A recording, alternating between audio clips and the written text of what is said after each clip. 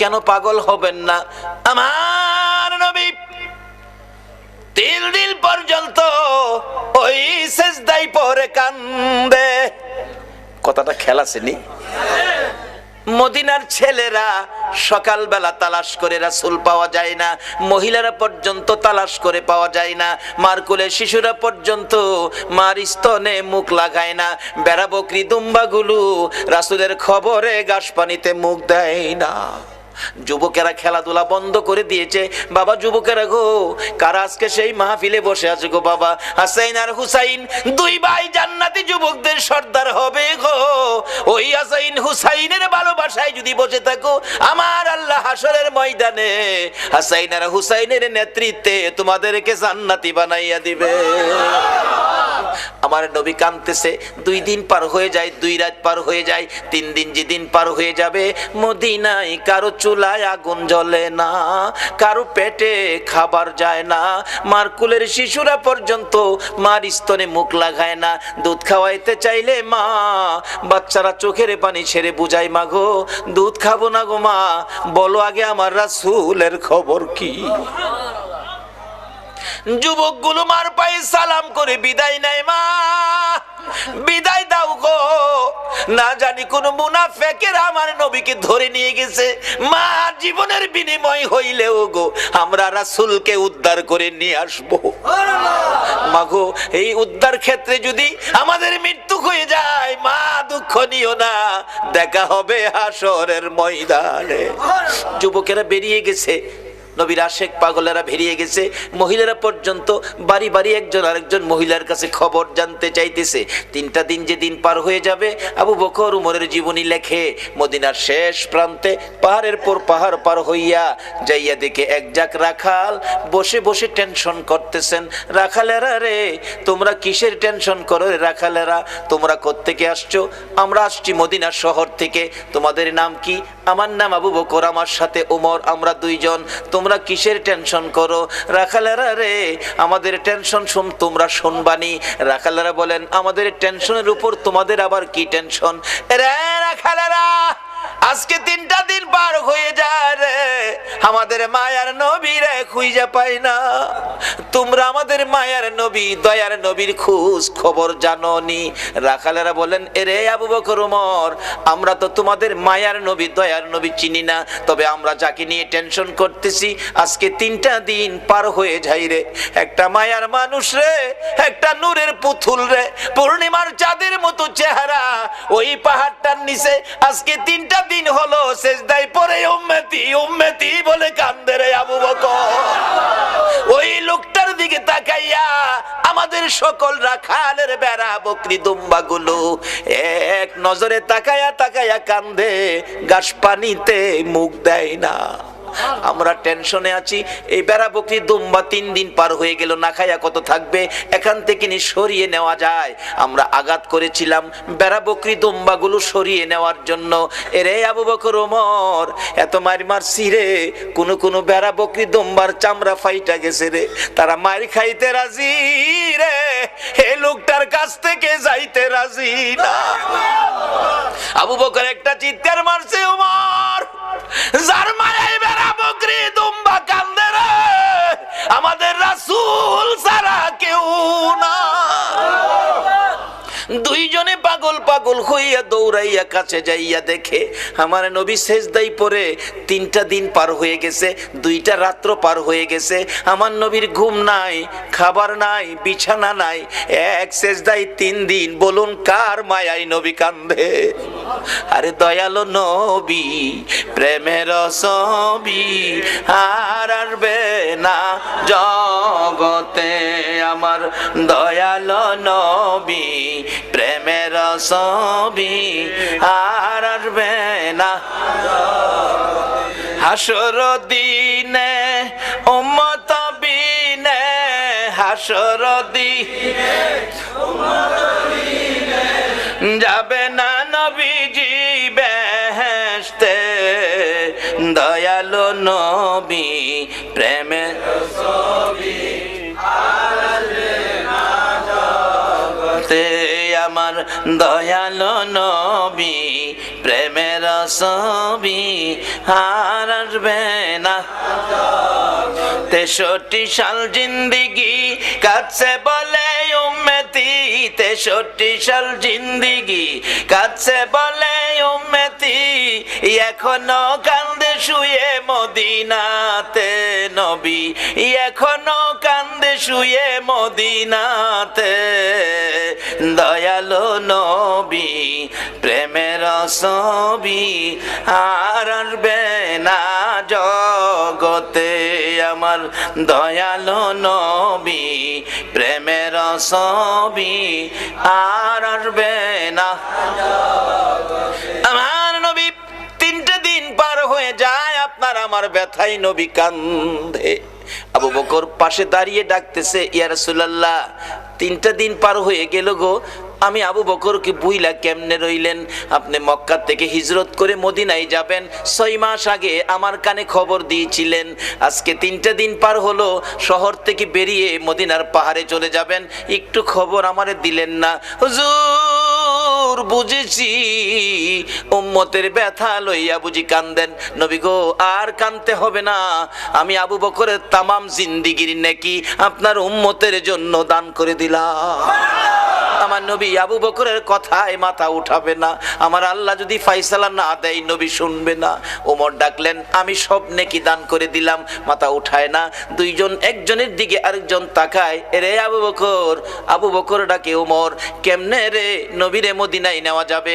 ওমর একটা ফাইসালা দিলেন মদিনা নেওয়ার জন্য, কি করতে পারি? আসো আমরা মদিনার থেকে অনেক সাহাবী মিলে আসি নবীর দরবারে। শত শত সাহাবীরা ডাক দিলে নবী মাথা উঠাবে, সাহাবীদের জন্য নবীর অনেক মায়া আছে। এবার ডাকতেছে ওমর, রে আবু বকর তুমি ডাক দিলা, আমি ডাক দিলাম, মাথা যখন উঠায় না রে, সাহাবীরা ডাকলে নবী মাথা উঠাবে না। এমন একজন ব্যক্তি, এমন দুইজন ব্যক্তির নাম আমি ওমর বলবো, আমার মন কই তারা ডাক দিলে নবী মাথা উঠাবে। কার কথা বলবি? আবু বকর বলতেছেন। ওমর বলে, এরে আবু বকর, আমি একদিন দেখেছি মসজিদে নববীর বারিন্দায় নবীজি বসে আছে, কোত্থেকে জানি 2 ভাই হাসাইন আর হুসাইন দৌড়ায় এসে নবীজির গলায় ধরে ডাকতেছে, নানা গো, নানা, নানা গো, মদিনার ছেলেরা ঘোড়া দৌড়াই গো নানা, আমরা 2 ভাইয়ের মন চাই ঘোড়ার উপরে উঠতে, আমরা একটা ঘোড়া কিনা দিবেননি? আমরা 2 ভাইকে ঘোড়া দৌড়াইবার সুযোগ করে দিবেননি? আমার নবী বলেন, তোমাদের বাবার কাছে মার কাছে যাও, টাকা দিলে ঘোড়া কিনা দিব। দুইজন জবাব দেয়, বাবা কোত্থেকে দিবে গো নানা? বাবার কাছে বলেছিলাম, একটা টাকাও নাই। মার কাছে গিয়েছিলাম, মা বলেন চুলায় আগুন জ্বলে না। নানা তুমি দিবানি একটা গুড়া কিনা, আমরা 2 ভাইয়ের গুড়া দৌড়ানির স্বাদ মিঠাইয়া দিবানি। আবু বকর ডাকতেছেন, ওমর তুমি কি দেখেছো? উমর বলেন, আমি মসজিদে নববীর বারিন্দার পাশে দাঁড়িয়েছিলাম, আমি দেখি আমার নবী নাতিদয়কে খুশি করার জন্য বারিন্দায় হামাগুড়ি দিলে গুড়ার মতো হইলে 2 ভাই নবীজির পিঠ মুবারকে চড়ে বসছে। আমার নবী গুড়ার মতো অভিনয় করে এদিকে যায় ওদিকে যায়, আবার ডাকতেছে, হাসাইন হুসাইন বলো তোমাদের গুড়া দৌড়াইবার স্বাদ মিটছিনি? আবু বকর আমি উমর দেখেছি, মুস্কি মুস্কি হাসতেছিলাম এই ঘটনা দেখে। আমার নবী প্রশ্ন করে, এরে ওমর হাসতেছো কেন? হুজুর হাসি কি ভাগ্য, হাসাইন হুসাইন কত দামি ঘোড়ার উপর সওয়ার হয়েছে। আমার নবী চোখের পানি ছেড়ে দিলেন, এরে ওমর শুধু দামি ঘোড়াটাই দেখলা তুমি, যারা ঘোড়ার পৃষ্ঠে বসেছে তারা কত দামি তুমি দেখলা না? আমার নবী এত আদর করতেন হাসাইন আর হুসাইনকে। এমনি সময় উমর ফারুক ডাকতেছে, আমি দেখেছি নবী 2 নাতির 2 গালে চুমাইতেছে। খুশি হইছনি নাতি? তোমরা 2 জন ঘোড়া দৌড়ানোর স্বাদ মিটছেনি? ও আবু বকর আমার মন কয় এই 2 নাতি হাসাইন হুসাইন যদি নানা নানা কইয়া ডাকে রে, আমার নবী সব ভুলে যাবে। না না না ডাকে জবাব দিয়ে মাথা উঠাবেন। মদিনায় চলে গেলেন, খবর পৌঁছে দিলেন আলীর কাছে, আলী রে পাওয়া গেছে রে নবী রে। নবী উম্মতের মায়ায় কান্দে, মাথা উঠায় না। কার মায়ায় কান্দে? কার মায়ায়? কিন্তু আমরা কি করলাম নবীর জন্য? আমরা কি করলাম? আজকে থেকে একটা আদর্শ বাড়িতে নেন, তাহলে নবীর কান্না সার্থক, আমাদের জীবন ধন্য। বাবারা, রাত্র 2 ঘন্টা হয়ে গেছে, কষ্ট হইতেছে আপনাদের? মাপ পাবেন কিভাবে, স্বপ্নে দেখবেন কিভাবে, এটাই হবে আমার শেষ কথা। যাইতেছি পিছনে।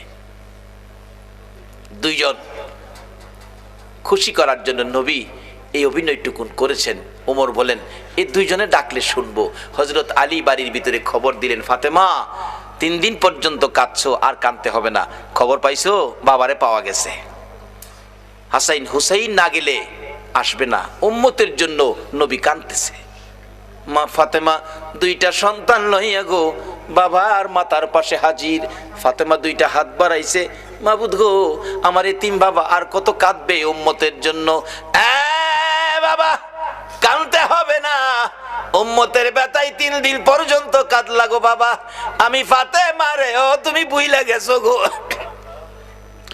সমস্ত পৃথিবীর মানুষ বলতে পারো গো বাবা, আমি ফাতেমারে তো ভুলার কথা না গো বাবা। বাবা গো, উম্মতের মায়াই বুঝি ফাতেমার কথাও ভুলে গেছো বাবা, আর কাঁদতে হবে না।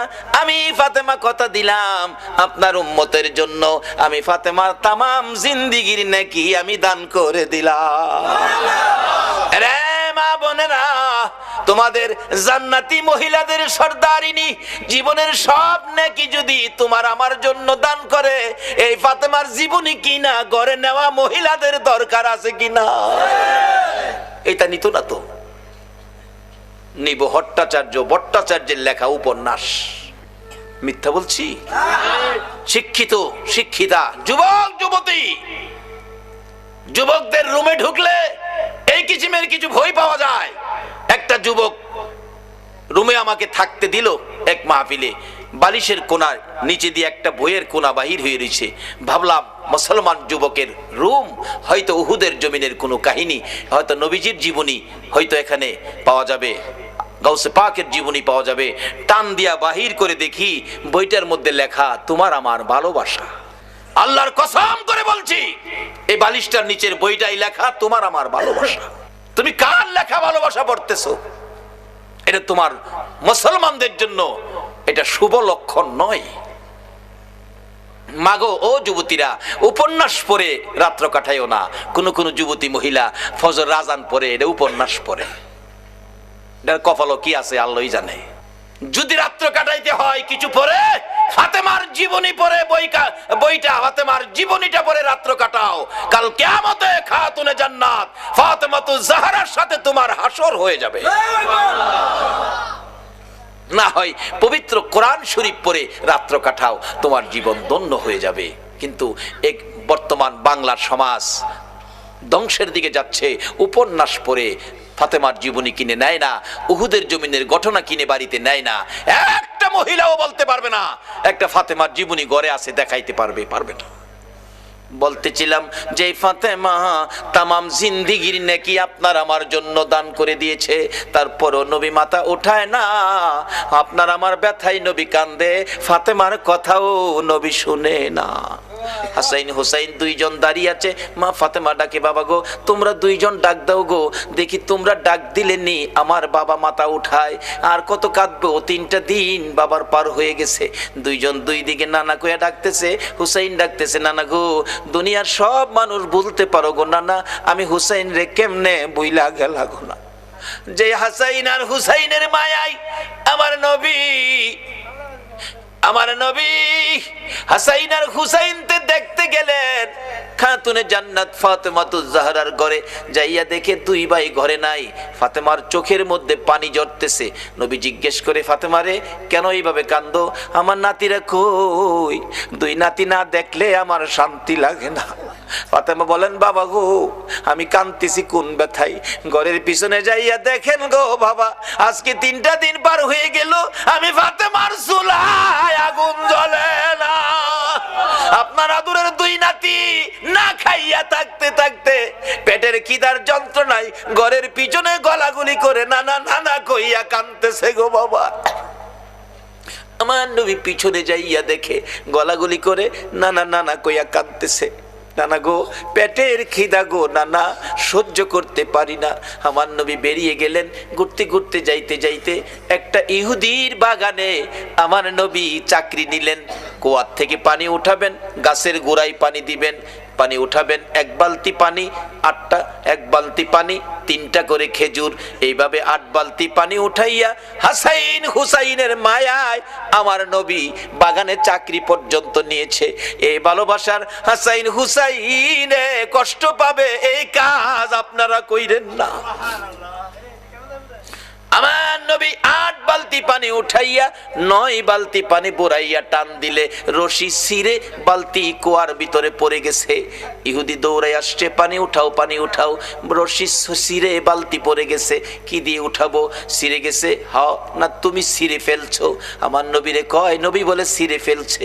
আমার নবী বলেন, ইহুদি রে আমি ছিঁড়ি নাই, ছিঁড়ে পড়ে গেছে। এই পর্যায়ে এক কথা দুই কথা রাগ হইয়া নিষ্ঠুর ইহুদি, যেই নবীর চেহারায় জীবনে কোনোদিন মশা মাছি বসে না, আমার নবীর গাল মুবারকে ইহুদি থাপ্পড় লাগাইয়া দিছে। আমার নবী একটা চিৎকার মারছে, ইহুদি রে পেটের খিদা রে, আমার নাতি রাতির লীল পর্যন্ত খায় না, আমি রাসূলও খাই নাই রে। 3 দিন না খাইয়া গালের গোশত শুকাইয়া গেছে রে ইহুদি, আমার গালে থাপ্পড় দিছস, বল তোর হাতে ব্যথা পাইছস নি? ইহুদি বলেন, কার গায়ে হাত তুললাম গো, আমি মারলাম, আমারে জিগাই ব্যথা পাইছিনি? আমার নবী ডাকে, এরে ইহুদি আমার 8 বালতি পানির বিনিময় 24টা খেজুর দিবি? হ দেব, দে। আমার হাসাইন আর হুসাইন কান্দে পেটের খিদায়। 24 খেজুর লইয়া নবী রওনা হলেন, চলে যাবেন নাতিদের খাওয়ানোর জন্য। আমার আল্লাহ কয়, জিবরাইল রে আমার বন্ধুর কানে খবর দে, বন্ধু যেন কুয়ার ভিতর থেকে বালতি উঠাইয়া দিয়ে আসে। জিবরাইল ডাহে, হুজুর যাইতেছেন গা? হ। বালতি উঠাইব কে? বালতি তো কুয়ার ভিতরে সিরা পড়ছে, কিভাবে উঠাবো? কিছু তো নাই, উঠাবো কি দিয়া? জিবরাইলকে, হুজুর কিছু লাগে না, যেখানে রাহমাতাল্লিল আলামিন আছে এখানে কিছুই লাগে না, আপনি কুয়ার ভিতরে হাত দিয়া বালতিরে ডাক দেন। সুবহানাল্লাহ, আস্তে কইলেন? পৃথিবীর এমন কোন শক্তি আছে এই মৃত বালতি ডাক দিলে হাতে আইব?